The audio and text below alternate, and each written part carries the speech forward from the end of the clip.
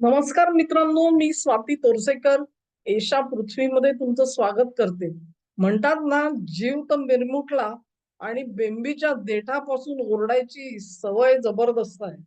आपला शेजारचा देश बांगलादेश याच्यामध्ये ज्या उलथापालथी झाल्या, राजकीय उलथापालथी झाल्या, त्यातून त्यांच्या पंतप्रधान शेख हसीना वाजेद यांना देश सोडून पलायन करावं लागलं. भारतामध्ये येऊन इथे आसरा घ्यावा लागलेला आहे. तिथे एक बाहुलं सरकार प्रस्थापित करण्यात आलेलं आहे. हे बाहुलं जे आहे ते अमेरिकेच्या हातामधलं आहे. या सरकारनी हातामध्ये सूत्र घेतल्यानंतर संपूर्ण बांगलादेशामध्ये हिंदूंच्या विरोधामध्ये दंगली उसळल्या आणि त्यांना तरतऱ्हेने अ, छळवाद करून मारण्यात आलं, आगी पेटवल्या गेल्या, बलात्कार झाले.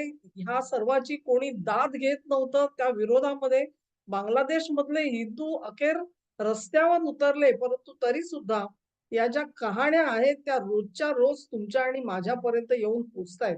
तेव्हा या परिस्थितीमध्ये बांगलादेशामध्ये काही फार बदल झालेला आपल्याला दिसत नाही. अनेक ठिकाणी जे हिंदू सरकारी नोकरीमध्ये काम करतायत त्यांना जबरदस्तीने राजीनामा लिहून घेतला जातोय त्यांच्याकडून. काही वस्त्या आहेत, त्या वस्त्यांमधून लोकांना मुस्लिम व्हा, अन्यथा इथून बाहेर पडू देणार नाही म्हणून घेराव टाकून लोक बसलेले आहेत. अत्यंत भीषण परिस्थिती आहे. परंतु हे सगळं जे आहे, हे अमेरिकेच्या लोकशाहीमध्ये फिट्ट बसतं. त्यांच्या दृष्टीने बांगलादेशामध्ये जे काही घडलेलं आहे, ती लोकशाही आहे. आणि शेख हसीना वाजेद ह्या हुकुमशहा होत्या. असो, ही जी काय त्यांची जी सगळी पद्धत आहे, त्याचं पर्यवसान कशात झालंय, हे महत्वाचं आहे. एका मागून एक या बांगलादेशच्या बावल्या सरकारनी तिथे हे शेख हसीना वाजेद यांनी ज्या दहशतवाद्यांना तुरुंगात टाकलेलं होतं, ते एक-एक करून बाहेर येताना दिसतायत. त्याच्यामधलंच एक मोठं नाव होतं, ते जशीमुद्दीन रहमानी. आणि हे जशीमुद्दीन रहमानी जे आहेत ते अन्सार बांगला टीम एबीटी नावाची त्यांची संघटना आहे. ह्या संघटनेवर शेख हसीना वाजेद यांनी बंदी आणलेली होती. पण ही बंदी आता उठवली आहे आणि हे त्यांचे जे लीडर आहेत ते बाहेर आलेले आहेत. यांच्यावरती आरोप काय तर त्यांच्यावरती एका खुनाचे आरोप आहेत. अशा पद्धतीचा मनुष्य बाहेर येतो आणि हैदोस घालू शकतो. ह्याच्यातच आपल्याला समजून येईल की बांगलादेशामध्ये जे आलेलं सरकार आहे, त्यांची नेमकी मनीषा काय आहे आणि भारताबद्दल त्यांच्या मनामध्ये काय विचार चाललेले आहेत, हे स्पष्ट होऊन जातं. अर्थात त्यांना आजच्या घडीला तिथल्या सरकारमध्ये या सगळ्यावरती निर्बंध कसला, त्यांनीच तर त्यांना पूर्ण स्वातंत्र्य दिलेलं दिसतं. आणि मग अशा पद्धतीने शेख हसीना वाजेद यांनी ज्यांना तुरुंगात टाकायला होतं, तीच मंडळी जर का बाहेर यायला लागली, तर त्यांनी मुक्ताफळं उधळली नाही, तरच नवल निघालं. हे जशीमुद्दीन साहेब जे आहेत रहमानी यांनी सप्टेंबरच्या पहिल्या आठवड्यामध्ये असं म्हणतात, की ते जिथे होते त्या हॉस्पिटलमध्येच एक व्हिडिओ रेकॉर्ड केला होता. आता त्यांच्या सुटकेनंतर तो बाहेर आलेला आहे. त्या व्हिडिओमध्ये त्यांनी असं म्हटलेलं आहे, की पश्चिम बंगालच्या मुख्यमंत्री ममता बॅनर्जी यांनी भारतापासून आपलं स्वातंत्र्य घोषित करावं. म्हणजे पश्चिम बंगाल हा भारताचा हिस्सा नाही, घटक नाही. ते एक स्वतंत्र राष्ट्र आहे, अशी त्यांनी घोषणा करायला पाहिजे.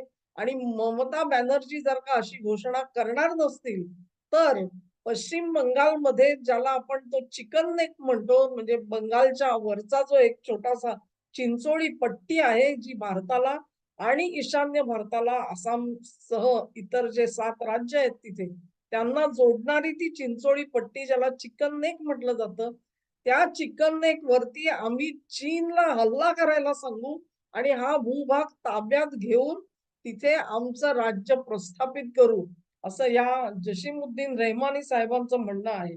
त्या दृष्टीने त्यांनी ही धमकी दिलेली आहे. ते इथेच थांबलेले नाहीयेत. ते पुढे असं म्हणतात, "एक ना एक दिवस आम्ही भारतावरती विजय प्राप्त करू आणि दिल्लीवरती आम्ही राज्य करू." असंही त्यांनी पुढे म्हटलेलं आहे. ही जी एबीटी त्यांची जी संघटना आहे, ती अल कायदाचीच एक तुकडी आहे, ब्रांच आहे, असं सांगितलं जातं. तेव्हा कशा पद्धतीची माणसं बांगलादेशामध्ये पुढे येत आहेत आणि ते भारताला इशारे देत आहेत याबद्दल त्या सोडून दिलेल्या माणसाला दटावण्याचे सुद्धा सामर्थ्य बांगलादेश सरकारकडे नाही. त्यांना भारताशी कशा पद्धतीचे संबंध राखायचे आहेत हे सुद्धा स्पष्टपणे दिसत नाहीये. अडाणी यांच्या त्यांची जी वीज निर्मितीचा प्रकल्प आहे त्याच्यातून जवळ-जवळ $800 मिलियन इतक्या किमतीची वीज आपण बांगलादेशला दिली. त्याचं बिल सुद्धा भरलेलं नाहीये. अजून देखील वीज पुरवठा खंडित केला गेला नाहीये. पण अशाच पद्धतीने जर का बांगलादेशाने आपला पवित्रा ठेवला आणि भूमिका ठेवली, तर भारताला अखेर ते कटू जे एक पाऊल आहे, ते पाऊल उचलावं लागेल ह्याच्यामध्ये शंका नाही. बांगलादेशाने थोडा विचार करावा. त्यांचा संपूर्ण देश जो आहे, तो भारताच्या सीमेमध्ये सामावलेला आहे. जवळ-जवळ 3,500-4,000 किलोमीटरची ही जी सीमा आहे, त्यांना पूर्णपणे, संपूर्णपणे घेरून टाकलेलं आहे भारताने. त्यांना थोडाफार समुद्र किनारा आहे. एका बाजूला म्यानमारशी त्यांची जमीन जोडली गेलेली आहे. पण जिथे ती म्यानमारशी जोडली जाते, तिथे सुद्धा एक चिकन नेक आहे. तुम्ही जर का अशा धमक्या द्याल, तर भारत सुद्धा तो चिकन नेक तुमच्यापासून दूर करू शकतो. तो महत्वाचा जो भाग आहे, चित्तगॉंग सारखं जे महत्वाचं बंदर आहे, ते बंदर जर का भारताच्या हातात गेलं तर काय? ह्यांच्या सैन्याकडे काय आहे मित्रांनो? लक्षात घ्या तुम्ही. मला वाटते काही दिवसांपूर्वीच मी बातमी वाचलेली होती, की बांगलादेश चं जे लष्कर आहे, एक लुटूपुटूचा लष्कर म्हणाल तुम्ही. त्यांच्याकडे शस्त्र सामग्री जी आहे ती सगळी चिनी बनावटीची आहे. आणि ही चिनी बनावटीची सगळी शस्त्र सामग्री ही कशी दर्जाहीन आहे आणि ती शस्त्र सामग्री घेऊन आपण कुठलंही युद्ध लढू शकत नाही याची जाणीव तिथल्या लष्कराला झालेली आहे असं आता सांगितलं जाते. हे सगळं प्रकरण जे आहे, हे काय लष्कर प्रमुखांना माहिती नव्हतं? खरेदी केली चीनकडून तेव्हा सुद्धा तुम्हाला माहिती असणार, मग तेव्हा तुम्ही का बोलले नव्हता?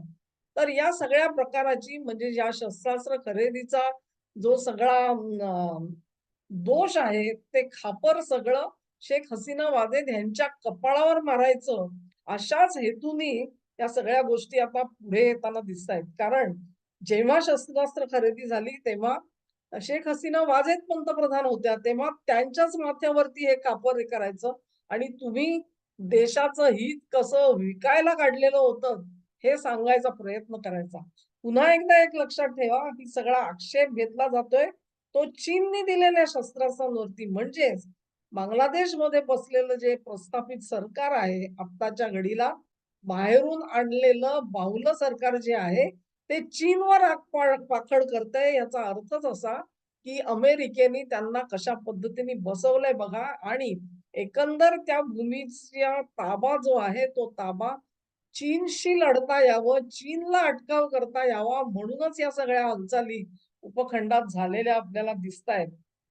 तेव्हा एका मागून एक हे सगळं आता ममता बॅनर्जींना असं आवाहन करायचं. बॅनर्जींची कल्पना करा, हा जो सगळा संघर्ष सुरू झाला तेव्हा ममता बॅनर्जींनी सुद्धा एक प्रक्षोभक वक्तव्य केलेलं होतं. त्या म्हणाल्या, की असा जर का संघर्ष झाला आणि लाखोनी लोक जर का सीमेवरती हजर झाले, तर आम्हाला त्यांना घेतल्याशिवाय गत्यंतर नाही.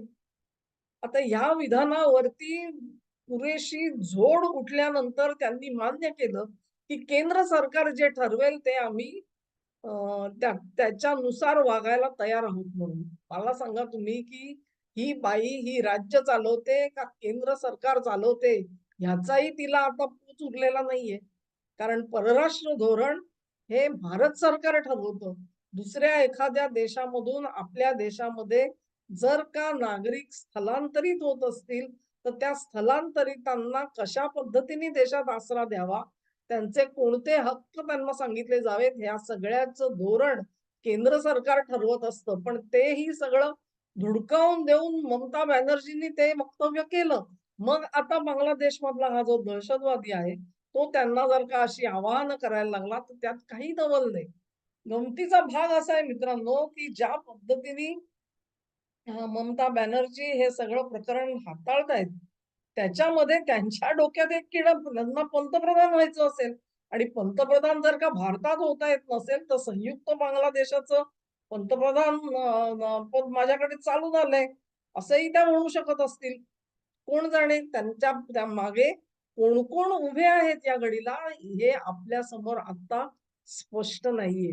त्यामुळे हे अशा पद्धतीचं जे आवाहन केलं गेलेलं आहे त्याच्याकडे दुर्लक्ष करता येत नाही, कारण देशांतर्गत शक्ती सुद्धा त्याचा काय फायदा उठवतील सांगता येत नाही. आज पश्चिम बंगालमध्ये संपूर्ण तयार रॅडिकल इस्लामिस्ट ज्याला आपण म्हणतो मूलतत्ववादी कट्टरपंथी इस्लामी गटांचं जे प्राबल्य आहे संपूर्ण समाज जीवनावरती त्यांचं सावट आहे आणि त्याच्यातून तिथल्या हिंदूंचं रक्षण करायला ममता बॅनर्जी या अपयशी ठरलेल्या आहेत.